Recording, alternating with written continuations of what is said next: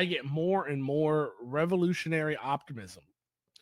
The people who are pulling the levers of this country they're super incompetent. Let's put it that way. And they're driving us towards a future of accelerationism that I could have never imagined. And no, before any of you say accelerationism, so many people are going to die, so many people are going to be hurt. That's all correct. And I don't mean to shrug that off as something that's not correct. But the issue is you want the empire to fall like this. You want the empire to fall dirty and quick and messy. What you don't want is this constant slowly turning up the temperature till we're all frogs boiling in the same pot. That's what you do not want. And I say this again, Donald Trump, like I started out this stream, Donald Trump is, if I was going to make a guy in the lab who was the most American president of all time, it would be Donald Trump with all the qualities of America. It would be Donald Trump. And if I was a sleeper agent that wanted to destroy the empire, the American empire from within, I absolutely would create a guy like Donald Trump and his henchman, Pete Hegseth. Pete Hegseth at the Department of War, which I love that name.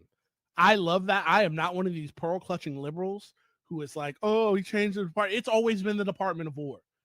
You want a guy like this in charge, 100%. A guy who is going to rip the NPR colored mask off the brutal empire that is America and give it to people exactly how it is. Revolutionary. I'm not calling myself a revolutionary, but if you want things to change, you need to activate people. And Donald Trump is activating apolitical normies or even apolitical people who voted for him, which is a beautiful thing. He's activated them to be, what is going on with politics? Maybe I should find out who my representatives are. Maybe I should find out what their politics are. Maybe I should go to town halls. You've seen them all. So our Republicans have stopped doing town halls. And I would say this, it's not a Republican problem because we'll get into these leaks that came out from the young Republicans. We know that Republicans are evil. But if you're either going to sit by and let atrocities happen to other people, or you're going to take the ICE bonus and go out and do atrocities on your own, then that's evil. And we need to call it out. But evil is going to do evil, and that's just another Tuesday. The same venom, the same no kings protest energy that these liberals have for the Republican Party, we need to have for the Democratic Party. I watched the clips of the I've Had It podcast. They're liberals. It's fine. Everybody's got to start somewhere. When I tell people this, I've really softened my stance on liberals because everybody has a journey that they have to go on. And I was a United States Marine Corps vet and also a cop. So everybody's on a journey. Everybody's allowed to have bad politics and stumble their way through it. It's our job to get people where they need to go. So when I hear about people either going to the No Kings protest or I hear about people joining the DSA, I have a knee-jerk reaction of being like, poo-poo that. But I go, wait, babies first, agitation, let them stretch their legs, let them meet the Portland Frogman, and let them get tear gas with the Portland Frogman. We want Mimon Pop-Pop out there with their I believe in science and Black Lives Matter, and I want them to know what CS gas tastes like because they'd be like, oh, this ain't right.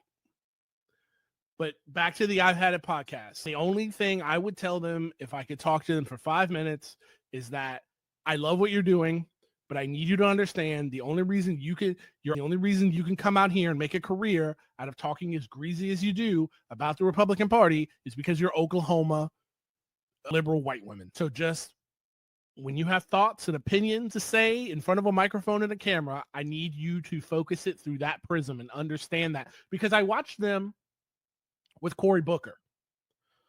Cannot believe Rosario Dawson had carnal relations with that man. That man, the only person I can think in politics that's more cybernetic than him is Richie Torres. It's crazy. It's crazy. Whatever star crush I had on Rosario Dawson was broken as soon as I found out she was dating Cory Booker. But I digress. Yeah, I've had a podcast, ladies. When they're talking to Cory Booker, they think at most generous, they think they're talking to an ally. at most aggressive and cynical, they think they're talking to a fallen ally, somebody that they can bring back into the fold and awaken this kind of altruism inside of him. He never had it. It's all a scam. It's all, y'all are not on the same team. If the I Had It podcast ladies are actually not running a grift, and I'm not saying that they are, I'm not saying that they're insincere, I'm saying if they're sticking to the title of their podcast as their politics is I've had it, Cory Booker has not had it. He's not had enough. He's not had enough money from lobbyists. He's not had enough money from AIPAC.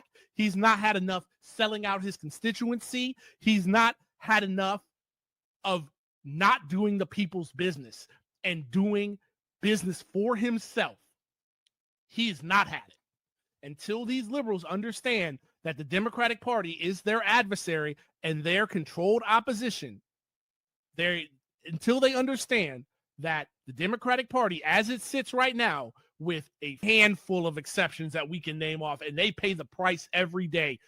But until they understand that the Democratic Party is nothing but the Washington Generals to the Republican Party's Harlem Globetrotters, then we will not move the ball anywhere forward towards, I don't even talk about leftism or progressivism or whatever ism that we're trying to talk about, to just having a functional society.